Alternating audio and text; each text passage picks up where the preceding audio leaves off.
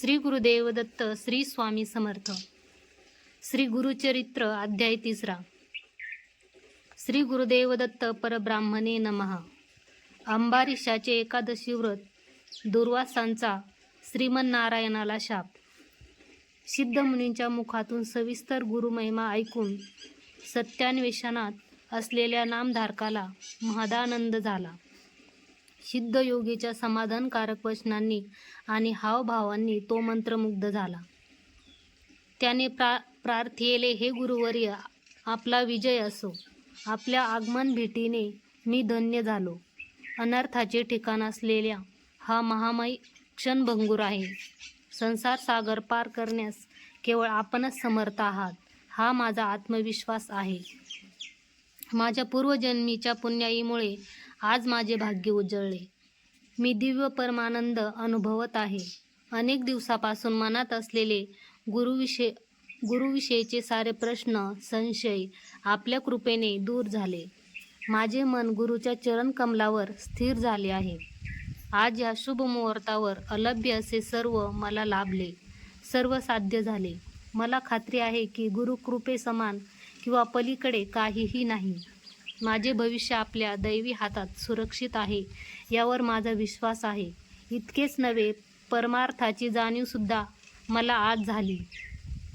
तुम्ही खरोखर माझे उद्धारक, परमगती आहात. आपल्या कृपेने आज मी ज्ञान संपन्न झालो. गुरुशिवाय सत्याची जाणीव होऊ शकत नाही, यात काही शंका नाही. गुरुभक्तीपेक्षा अन्य कोणतीही भक्ती महत्तर नाही. आपल्यासारखे समर्थ गुरु लाभण्यास माझी जन्मजन्मांतरीची पुण्याई कारणीभूत आहे. चित्रविचित्र असलेली गुरुमहिमा तुम्ही विस्तारपूर्वक निरूपण केलात, त्यामुळे माझे मन तृप्त झाले आहे. आपण आनंद आणि बुद्धिस्वरूपी प्रतिभा प्रकाशित करणारे सूर्यदेव आहात. कृपया आपल्या संबंधीच्या माझ्या मनातल्या सर्व शंकाचे निराकरण करून आपला ज्ञानधारक चरणसेवक म्हणून माझा स्वीकार करा. श्री गुरुचरित्राचे सविस्तर निरूपण करून माझ्यावर दया करा. केवळ आपणच माझे हितकर्ता आहात. मला तुमच्याबद्दल अधिक जाणून घ्यायचे आहे व माझ्या सर्व शंकावर स्पष्टीकरण मिळवायचे आहे. आपले नित्य वासस्थान, दिनचर्या, आहार, विहार, विधान हे सर्व काही विस्तारपूर्वक कळवल्यास तुमचा सेवक मी आभारी राहीन. कृपया माझे अज्ञान दूर करा, अशी प्रार्थना करून त्यांच्या चरणी मस्तक ठेवले. त्यांच्या मनस्वी आवाहनाने प्रभावित होऊन दया, प्रेम आणि स्नेहाचा सागर असलेल्या सिद्ध मुनींनी त्याला आलिंगन दिले आणि आशीर्वाद दिला. पुढे आपला वृत्तांत कथन करू लागले. प्रिय नामधारका, ज्या ज्या ठिकाणी गुरु असतात त्या ठिकाणी मी अत्यानंदाने निवास करतो. नित्य निरंतर गुरुस्मरण हाच माझ्यासाठी स्वादिष्ट आहार. श्री गुरुचरित्र माझ्यासाठी अमृतपान आहे आणि सदैव गुरूंची स्तुती, गुरूंचे गुणगान करणे हाच माझा परमधर्म आहे. असे म्हणत सिद्ध मुनींनी पवित्र श्री गुरुचरित्राची पोथी दर्शवली आणि पुढे म्हणाले, नामधारका, ह्या पवित्र ग्रंथाचे श्रवण व पठन मात्रेने भक्ती मुक्तीच नव्हे तर चारही पुरुषार्थ अति सुलभपणे साध्य होतात. ज्ञान व सिद्धीला कारणीभूत असणारा हा पवित्र ग्रंथ आहे. सर्व मनोभिलाषा पूर्ण करण्यास तसेच ज्ञान प्राप्त करण्यास देखील हा अनमोल ग्रंथ उपयुक्त आहे. जो श्री गुरुचरित्र भक्तीने व एक चित्ताने श्रवण पठन करतो त्याची मनोभिलाषा पूर्ण होते.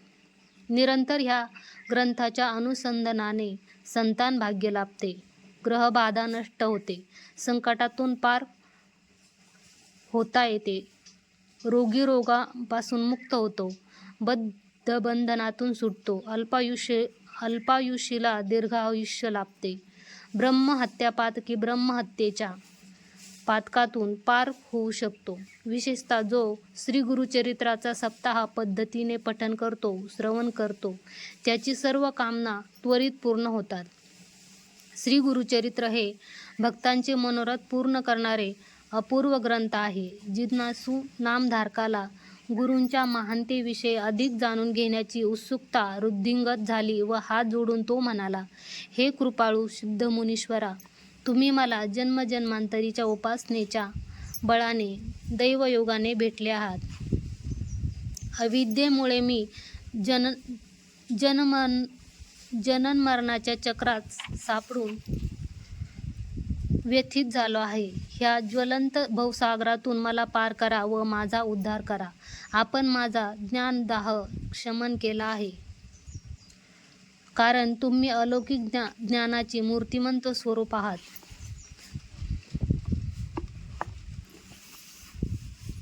आपण सत्य जाणतात. मला आज संपूर्ण श्री गुरुचरित्राचे श्रवण करण्याचा सुयोग लाभला आहे. आमचा व भगवंताचा संकल्प अनुरूप झाला तरच कार्य सिद्ध होते, हे आज सिद्ध झाले. म्हणूनच भगवंत कृपेने मला तुमचे दर्शन भाग्य लाभले आहे. श्री गुरुचरित्र श्रवण करण्याची माझी प्रबळ इच्छा पूर्ण करा. गुरु महिमा आपल्या मुखातून ऐकायला माझे मन आतुरलेले आहे. हे योगी पुरुषा, सकल भाग्यनिधी असणाऱ्या ह्या श्री गुरुचरित्र ग्रंथाविषयी सविस्तर निरूपण करण्याची कृपा करा. स्वयं खजिना व भाग्याची गुरुकिल्ली असलेल्या श्री गुरुचरित्राचे निरूपण करून माझ्यावर दया करा. नामधारकाची आत्मज्ञानाकरिता याचना व प्रबळ इच्छा जाणून सिद्धमुनींना परमानंद झाला व ते त्याच्या भक्तिभावाच्या जाळ्यात सापडले. श्रद्धाभक्ती नसताना गुरुचे दर्शन घेतल्यास, गुरूंच्या सहवासात राहिल्यास लाभ मिळत नाही. भीमा अमरजा संगमावर असलेल्या अस्वस्थ वृक्षाखाली आसनस्थ होऊन श्री गुरुचरित्राचे निरूपण प्रचलित ठेवले. हे निर्दोष नामधारका, अजूनही तुला गुरुसेवेचे मर्म व गुरुमहिमेची जाणीव झाली नाही, म्हणून तू चिंता, कष्ट, नष्ट इत्यादी तापत्रयाने पीडित आहे. देव स्वतःला गुरुरूपात सेवा आणि उपासना स्वीकारतो. ही भावना तू जोपासली पाहिजे. गुरूंचा परिचय होण्यास सदाचार ही प्रथम अहर्ता आहे. त्यासोबतच एकनिष्ठा, दृढ भक्ती व एकतत्वाचे आचरण देखील अत्यावश्यक आहे. त्याशिवाय गुरु सर्वस्व आहे यावर शिष्याचा ठाम विश्वास असावा. गुरूंचे विस्मरण झाल्यास जीवनात यश मिळू शकत नाही.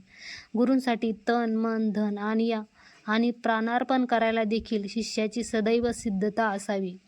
या साऱ्यांची शिष्यांना नितांत गरज आहे. अशा शिष्यांनाच गुरूच्या निज स्वरूपाचे ज्ञान मिळते आणि गुरूंचा परिचय होतो.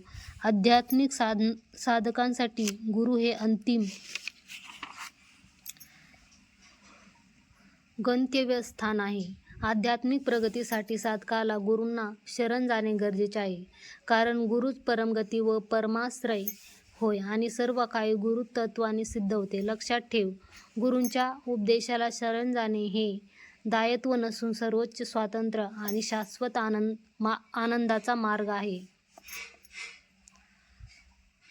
औदार्यतेचे मूर्तिमंत स्वरूप असलेले गुरु त्यांच्यावर विश्वास ठेवणाऱ्या भक्तांना कधीही सोडत नाहीत. गुरूवर अतूट विश्वास ठेवावा. गुरुतत्वात सर्व काही विलीन होते.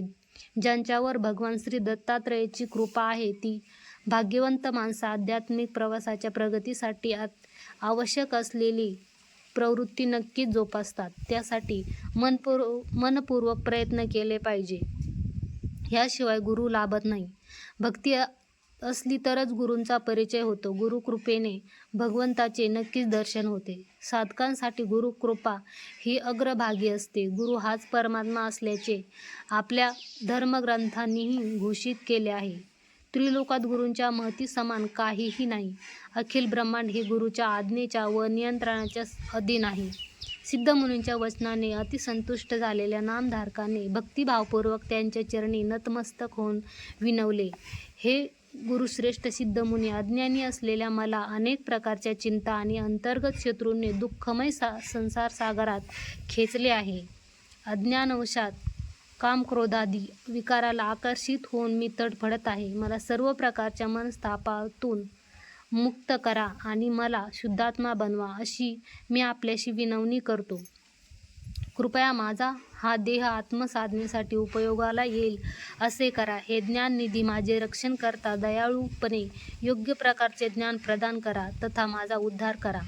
अशी प्रार्थना करून पुन्हा सिद्धमुनीच्या चरणावर आपले मस्तक ठेवले. तेव्हा सिद्धमुनींनी असा अभय दिला, वत्स नामधारका, मी तुझे सर्व दुःख आणि शंका दूर करणार आहे. तू मनात कोणतेही संशय आणू नको. एकनिष्ठ मन नसलेले आणि गुरुसेवेत असल्याचे ढोंग करणारे जीवनात अविरतपणे कष्ट भोगणार. असे अविवेकी गुरुकृपेपासून वंचित राहतात. अशांना जीवनात दैन्यच गती होय. सातकाला योग्य गुरुचे मार्गदर्शन, संपूर्ण शास्त्रज्ञान आणि स्वयंप्रयत्न या 3 गोष्टींची आवश्यकता असते. अविद्यामायेने प्रभावित झालेले काही जण आपल्या दैन्यतेला गुरुला दूषणे देतात, त्यांच्यात दोष काढतात, त्यांची निंदा करतात. त्यांच्यामुळे काहीही उपयोग झाला नाही असा अपवाद घालतात.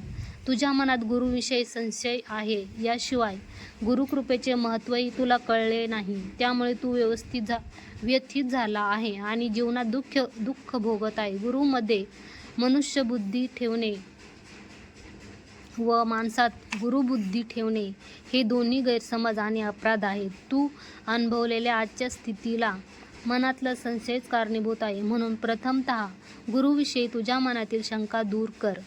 संशयिताचा नाश होतो, विश्वासू जिवंत राहतो. सिद्धमुनी पुढे म्हणाले, वत्सा, दुर्लभ असलेला हा नरजन्म भगवंताच्या अनुग्रहाने सुलभपणे तुला मिळाला आहे. मनुष्य देह सकल भाग्याचे फळ आहे. देहाला संबंधित असलेले साधन वस्तू हे काही इथे शाश्वत नसते. दृश्य असलेले एके दिवशी अदृश्य होणारच. हे शरीर फार काळ टिकत नाही. माणसासाठी त्याच्या स्वतःच्या देहापेक्षा अनिष्ट वस्तू आणि अधिक निंदनीय काहीही नाही. म्हणूनच या देहाचा उपयोग शुद्ध, दृढ आणि भावपूर्ण भक्तीने गुरुसेवा करण्यासाठी करावा. शाश्वत आत्मज्ञान हे अत्यंत पवित्र आहे. ते अनमोल ज्ञान प्राप्त करण्यासाठी ज्ञानाचा आगर असलेल्या गुरूंची सेवा करावी लागते. मनुष्य म्हणजे शिष्याने सेवाधर्म अंगी बाणावा लागतो. ते परम ज्ञान केवळ गुरुउपदेशानेच मिळू शकते. गुरुमूर्ती अपेक्षा केल्यापेक्षा अत्याधिक गुणाने देतात असा विश्वास बाळगावा. गुरु भक्तांचा रक्षक आहे. कृपासागर तो कधीही आपल्या भक्तांना उपेक्षित करत नाही. तू त्याच्यावर पूर्ण विश्वास ठेवण्याचे वचन द्यावेस, हेच माझे आद्य कर्तव्य आहे. ज्या क्षणी तुझे मन गुरुच्या चरणकमलावर स्थिर होईल, त्या क्षणी तुझे मन सर्व प्रकारच्या शंका आणि गोंधळातून मुक्त होईल. तसेच तुझी भक्तीही अधिक प्रमाणात वृद्धिंगत होईल. गुरु सकल इष्टार्थ गुरु करणारी कामधेनू आहे. गुरूंची महती मी स्वानुभवाने सांगत आहे. गुरु समान महामहिम अन्य कुणीही नाही. गुरु सार्वभौम आहेत. सर्वस्व अनुग्रह करण्यास कृपानिधी सद्गुरू समर्थ आहेत. म्हणून त्यांच्या चरणकमलाचे ध्यान कर. साधनेची मनोवृत्ती देखील श्री दत्तात्रय भगवंताच्या कृपेनेच उद्भवते. प्रत्येकाच्या भक्तीनुसार गुरु कृपा होते. गुरु कृपेनेच भगवंताचे दर्शन लाभते. दांभिकाला काहीही मिळत नाही. गुरुच परब्रह्मा म्हणून शास्त्र संमती देते. तसेच त्या महामहिमेच्या चरणकमलाचे तू निरंतर ध्यान करावेस. गुरुचरणी केलेल्या सेवाबलाने सर्व सिद्धी प्राप्त होतात. गुरु महिमे समान अन्य काही नाही. हा प्रपंच गुरुच्या अधीन आहे. म्हणून हे सर्व विश्वच स्वयंमेव परमात्मा आहे हे नीट जाणून घे. तोच परमात्मा ब्रह्मा, विष्णू, महेश्वर या त्रिमूर्तीच्या स्वरूपात क्रियाशील आहे. सिद्धमुनींचे हितवचन ऐकून नामधारक प्रसन्न झाला व त्याच्या मनाला समाधान झाले. सिद्धमुनींना पुन्हा हात जोडून आळवू लागला, हे करुणानिधी सर्वज्ञ मूर्ती सिद्धगुरु, मी तुमचा नम्र सेवक आहे. आपल्या मुखातून श्री गुरुचरित्र सविस्तर ऐकावे अशी उत्कट इच्छा मला झाली आहे. गुरुपदेशाने अंतःकरण ज्ञान संपन्न होऊन सर्व संशयातून तारून जाते.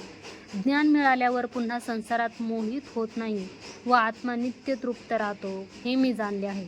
हे गुरुदेवा, ब्रह्मा, विष्णू, महेश्वर यांनी भूमीवर मनुष्य रूपाने अवतरित व्हायला कारण काय? त्यावेळी त्यांनी कोणकोणत्या लीला प्रदर्शित केल्या? आपले आगमन मला गुरुपथावर नेण्यासाठी, सहाय्यतेसाठीच व मार्गदर्शन करण्यासाठीच झाले आहे. आपले हृदय निर्मळ आणि उदार आहे. तुम्ही सत्याशी संधान साधले आहे, म्हणून गुरूंच्या संबंधित सर्व विषय मला सविस्तरपणे सांगण्याची कृपा करा. कारण गुरुमुखांतर श्रवण केल्याने शुद्धी होते. असे विनम्रतेने मागत त्याने गुरुचरणापाशी मस्तक ठेवले. शिष्याच्या विनंतीने सिद्धमुनी प्रसन्न झाले. सिद्धमुनींनी त्याला उपकृत केले आणि अत्यंत आसक्तीने व उल्हासाने त्यांनी श्री गुरुचरित्राचे निरूपण करण्यास सुरुवात केली. ते म्हणाले, श्रोतृवर्गामध्ये सर्वोत्तम शिष्य नामधारका, गुरुविषयी असलेली तुझी उत्सुकता पाहून मी देखील उत्साहित झालो आहे. तुझी गुरुसेवा आज फलद्रूप झाली. त्याचे परिणामस्वरूप तुला सुख, शांती, समाधान, ज्ञान हे सर्व मिळाले. ब्रह्मज्ञान अनुभवण्याचा योग सुद्धा तुला लाभला आहे.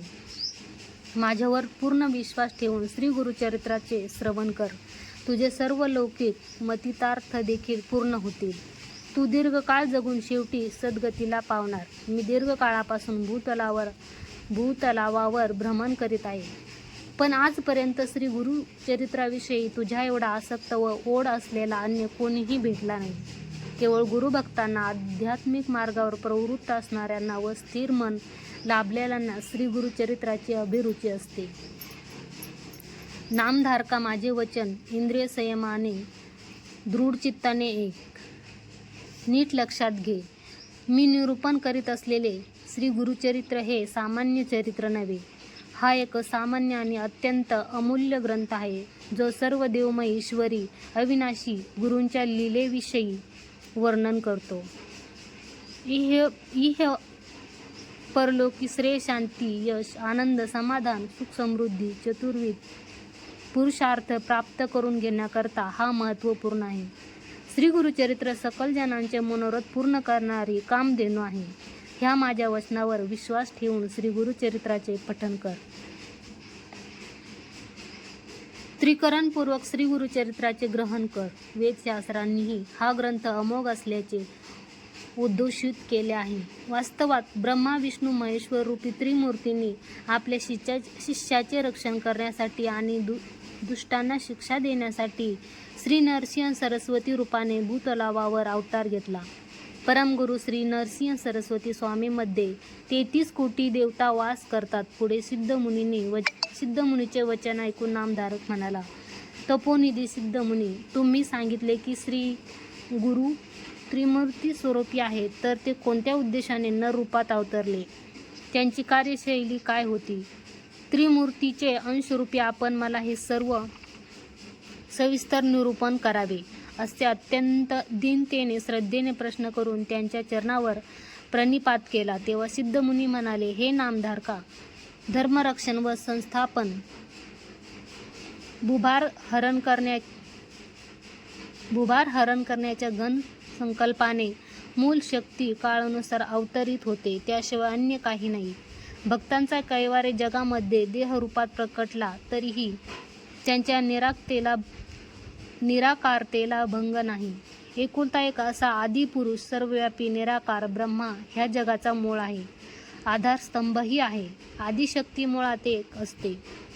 परमतत्व एकच आहे, जे भिन्न भिन्न स्वरूपात कार्यरत आहेत. एकाची आराधना केल्याने दुसऱ्याचीही आराधना केल्याचे फळ मिळते व हे उपासनेचे अंतिम ध्येय आहे. रजोगुण प्रभावाने ब्रह्मदेवाने सृष्टी निर्माण केली. सद्गुण प्रदान करणारा विष्णू सृष्टीचे पालन पोषण करतो आणि तमोगुणी शंकर सृष्टीच्या लयाची धुरा सांभाळतो. ह्या त्रिमूर्तीचे विभिन्न गुणधर्म आहेत, पण त्रिमूर्ती एकापासून एक वेगळी नाही. भक्तावरील प्रेमामुळेच त्यांच्यासाठीच निराकार परमात्मा ह्या भूतली सगुण साकार रूपात अवतरले आहेत. गुरु कधीच परमेश्वराच्या संकल्पापासून विचलित होत नाहीत. उदाहरण म्हणून तुला पूर्वीचा एक दृष्टांत सांगतो.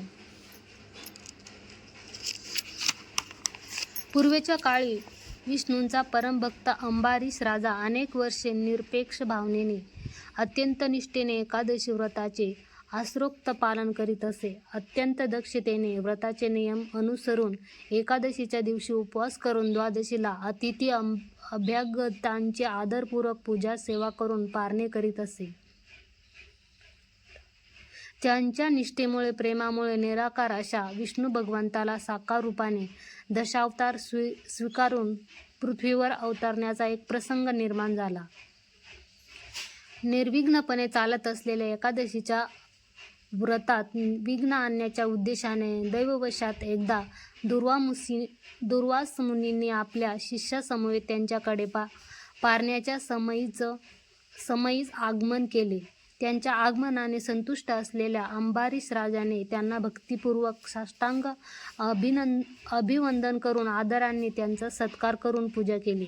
त्या दिवशी साधन द्वादशीला केवळ एकच घटिका शेष असल्यामुळे शीघ्र धार्मिक अनुष्ठान संपन्न करून भोजन प्रसाद स्वीकारण्यास यावे अशी त्यांनी विनंती केली. त्रिकालज्ञानी दुर्वास मुनींना यमुना तीरावरून आपले माध्यान्हिक आवरून येण्यास किंचित विलंब झाला. तेवढ्यात द्वादशीची अंतिम घटिका समाप्त व्हायला आली. अतिथीची वाट बघत राहिल्यास आपले एकादशी व्रत भंग होणार व अपूर्ण राहणार. अतिथी देवता समान असल्यामुळे अंबरीश अतिथींना सोडून पारणे करण्याच्याही स्थितीत नव्हता. पण व्रताच्या नियमाप्रमाणे त्याला भोजन स्वीकारावेच लागले. आपण आचरित असलेल्या एकादशीचा व्रताचा भंग होऊ नये या एकाच हेतूने अंबरीशाने विष्णुतीर्थाचे प्राशन केले व लवकर पारणे संपवून दुर्वास मुनींची वाट पाहू लागला. तेवढ्या त्रिकालज्ञानी दुर्वास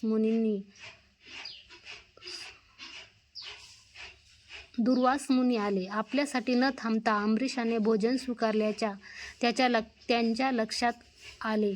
ते त्यांना सहन झाले नाही. दुर्वास मुनींनी अंबारीशावर प्रचंड संतापले व शाप देण्यास उद्युक्त झाले. हे अविवेकी दुरात्मा राजा, अतिथींचे आगमन झालेले असताना त्यांना दुर्लक्षून भोजन स्वीकारण्याचे धाडस कसे केलेस? हा तुझा आचार शिष्टाचाराविरुद्ध आहे. तू विष्णू भक्त आहे याचा अहंकार झाला आहे, जो विपरीत आहे. तुझ्या अधार्मिक कृत्याबद्दल मी तुला दंड देईन. भविष्यात तू अनेक नीच योनीमध्ये जन्म घेशील अशी गर्जना करून त्याला शाप दिला.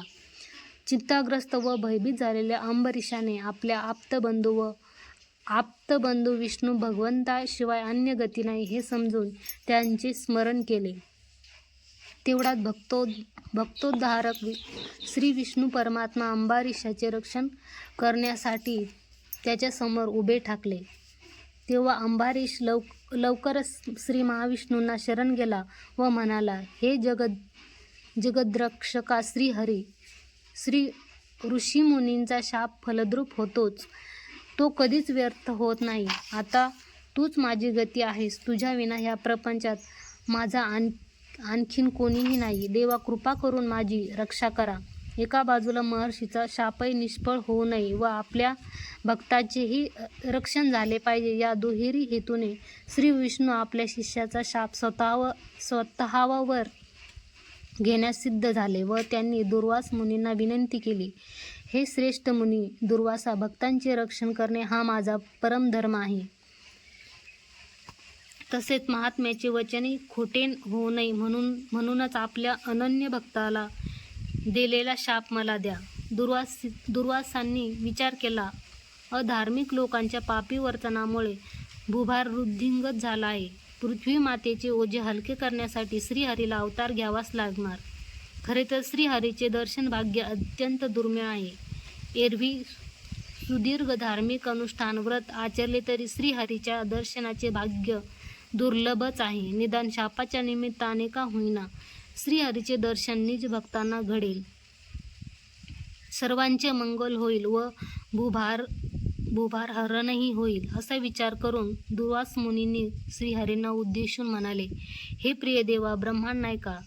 धर्म संस्थापनेसाठी, अधर्माचा नाश करण्यासाठी तू सगुण रूपाने प्रकट होण्याचा काळ जवळ आलेला आहे. त्यामुळे तू आता भक्तरक्षणार्थ ह्या भूमीवर तुझे अनेक अवताराच्या रूपात प्रकट हो आणि भक्तांचे कल्याण कर. अंबारीशाला दुर्वास मुनींनी दिलेला शाप श्रीमन्नारायणाने आनंदाने स्वीकारला. त्यानुसार भविष्यकाळात श्रीहरीने आपल्या मायेने दशावतार व तसेच अनेक ज्ञानरूपी अवतार देखील धारण केले. यातील काही अवतार व्यक्त आहेत तर काही अव्यक्त आहेत. श्रीहरीच्या अवतारांपैकी श्री दत्तात्रय अवताराचाही समावेश आहे. एकेकाळी प्रकट रूपाने तर काही वेळी गुप्त रूपाने दुष्टांचा संहार करून परमेश्वराने जगत कल्याण केले आहे. तपोनिष्ठ पुण्यवंत असे अत्री मुनी व महापतिव्रता अनुसया ह्या पवित्र दाम्पतीच्या आश्रमात ब्रह्मा विष्णू महेश्वर यांनी आपले निजरूपी लपवून शिशुरूपात जन्म घेतला. हा अवतार श्री गुरु दत्तात्रयाचा अवतार म्हणून जगद्विख्यात आहे. तेव्हा नामधारकाने सिद्धमुनीला प्रार्थना केली, हे सिद्धमुनी, ब्रह्मा विष्णू महेश्वराने शिशुरूप धारण केलेल्या विस्मयकारक घटना, अत्री मुनींचे पूर्वाख्यान, त्रिमूर्ती अत्री मुनींच्या आश्रमात जन्माला येऊन पुत्र म्हणून घेतलेला वृत्त, अत्री मुनींनी केलेल्या पुण्यकर्माविषयी हे सर्व मला सविस्तरपणे सांगा. पुढील दिव्य श्री गुरुचरित्र भक्तीने श्रवण पठन केले तर सर्वाभीष्ट साध्य होतात. येथे परम कल्याणकारी श्री गुरुचरित्राचा 3रा अध्याय संपन्न होतो. श्री गुरुदेव दत्त. श्री गुरुदत्तात्रयार्पणमस्तु. श्री स्वामी समर्थ.